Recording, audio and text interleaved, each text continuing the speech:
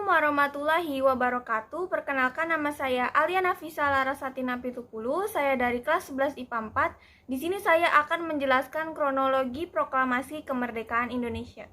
Yang pertama, pada tanggal 6 Agustus 1945, Sekutu melakukan pengeboman atom pada kota Hiroshima. Diperkirakan korbannya mencapai 90.000 jiwa sampai dengan 168.000 jiwa. Pengeboman ini merupakan pertama kalinya penggunaan senjata nuklir untuk senjata perang. Pada tanggal 7 Agustus 1945, BPUPKI dibubarkan. Sebagai gantinya adalah pembentukan PPKI yang diketuai oleh Insinyur Soekarno. Selanjutnya, pada tanggal 9 Agustus 1945, Sekutu kembali melakukan pengeboman, kali ini di kota Nagasaki. Kali ini korbannya mencapai 39.000 sampai dengan 80.000 jiwa. Bersamaan dengan itu, Jenderal Terauchi mengundang Insinyur Soekarno, Muhammad Hatta, dan Rajiman Wedioningrat untuk datang ke Dalat. Pada tanggal 12 Agustus 1945, ketiganya bersedia untuk datang ke Dalat. Dari pertemuan ini adalah Jenderal Terauchi menjanjikan kemerdekaan bagi Indonesia. Pada tanggal 14 Agustus 1945, Insinyur Soekarno beserta rombongannya kembali ke Indonesia. Dengar kabar itu, Sultan Syahrir mendesak Soekarno dan Hatta untuk segera memproklamasikan kemerdekaan Indonesia. Pada tanggal 15 Agustus 1945, Jepang menyerah tanpa syarat kepada Sekutu. Armada tempur serta pemerintahannya telah luluh lantak.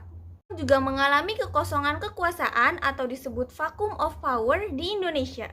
Pada tanggal yang sama, golongan muda mendesak Soekarno untuk segera memproklamasikan kemerdekaan paling lambat tanggal 6 Agustus 1945.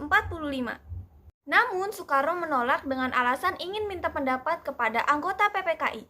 Pada tanggal 16 Agustus 1945 dini hari, golongan muda menculik Soekarno dan Hatta untuk dibawa ke Rengas Dengklok, Karawang.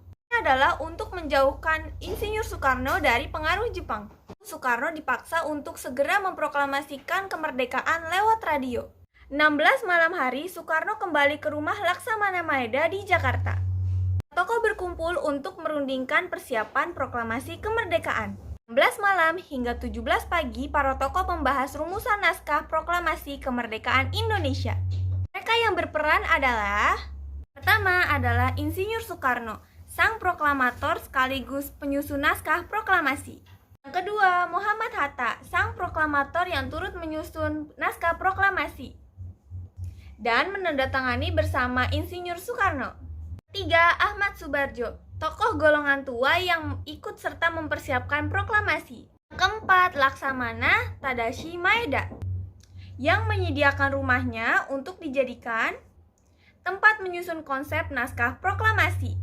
Yang kelima, Soekarni, pengusul Insinyur Soekarno dan Muhammad Hatta untuk menandatangani naskah proklamasi. Yang keenam, Fatmawati, penjahit bendera Sang Saka Merah Putih. Ketujuh, Sayuti Melik, pengetik naskah proklamasi. Yang kedelapan, Latif, Burhanuddin Muhammad Diyah, dan Surasti Karma Trimuti, yang dipercaya sebagai pengibar Sang Saka Merah Putih. Pada tanggal 17 Agustus 1945 jam 10 pagi di lapangan Ikada, Soekarno-Hatta membacakan teks proklamasi kemerdekaan Indonesia. Proklamasi. Kami, bangsa Indonesia, menyatakan dengan ini kemerdekaan Indonesia. Hal-hal yang mengenai pemindahan kekuasaan dan lain-lain diselenggarakan dengan cara seksama dan dalam tempo yang sesingkat-singkatnya. Jakarta, 17 Agustus 1945. Atas nama bangsa Indonesia. Soekarno-Hatta.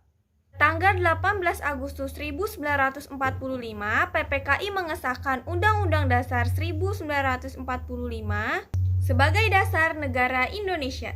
Indonesia telah resmi menyatakan kemerdekaannya. Selanjutnya adalah membentuk kabinet pemerintahan. Belanda tidak mengakui kemerdekaan Indonesia dan mereka datang kembali ke Indonesia.